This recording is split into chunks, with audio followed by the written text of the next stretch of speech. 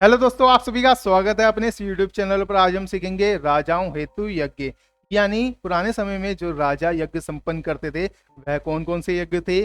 पिछले वीडियो में हमने सीखा था यज्ञों के प्रकार। अब कुछ ऐसे भी प्रकार हैं जो विशेषकर राजाओं के लिए ही बने थे, उन्हीं को अधिकार था उनको संपन्न करने का। तो इस वीडियो को अंत तक देखिए, इसके नोट्स बनाएं और दोहराएं जरूर, क्योंकि प्रश्न के रूप में परीक्षाओं में आते रहते हैं। अगर आपके सामने ऐसा प्रश्न आया तो उत्तर देने में बिल्कुल भी नहीं चूकेंगे। आइए शुरुआत करते हैं बिना किसी विलंब के। राजाओं हेतु यज्ञ, सबसे पहला है वाजपेय यज्ञ। आपको ध्यान रखना है क्या है वाजपेय यज्ञ। अभी किस लिए होता था? शौर्य व शक्ति प्रदर्शन के लिए, आपको ये चीज ध्यान रखनी है। दूसरा, रथों की दौड़ का आयोजन राजा की श्रेष्ठता का प्रतीक माना जाता था।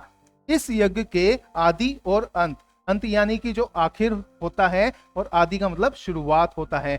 जैसे कि हम बोलते हैं ना आदिम काल, यानी शुरुआती काल की बात कर रहे हैं, बिगनिंग स्टेज की बात कर रहे हैं। तो आदि से ऐसे ही आदिम एडम करते हुए हम आदमी हैं। अब देखिए, इसमें बृहस्पति नामक सोम, आपको ये चीज ध्यान रखनी है, बृहस्पति नामक सोम यज्ञ अथवा अग्नियोष्टम यज्ञ होता है। अब आप ये भी चीज ध्यान रखिए, इसको आप अग्निष्टोम भी पढ़ सकते हैं, अग्नियोष्टम भी पढ़ सकते हैं। यह यज्ञ शरद ऋतु में होता है, या आप बोल सकते हैं था।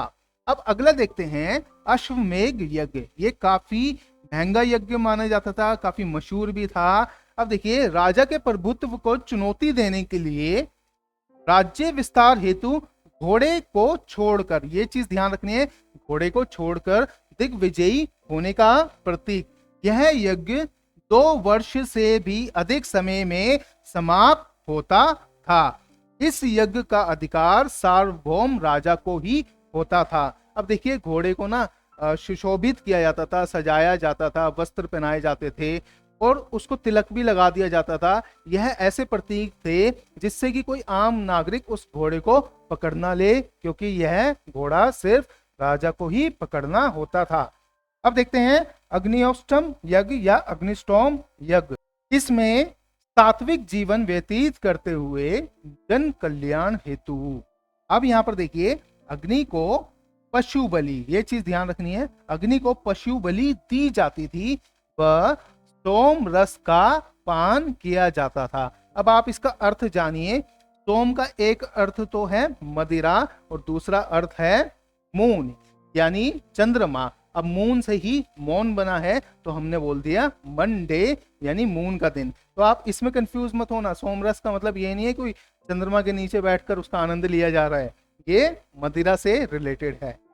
यहां पर देखते हैं चौथा जो आखिरी है, राजसूय यज्ञ।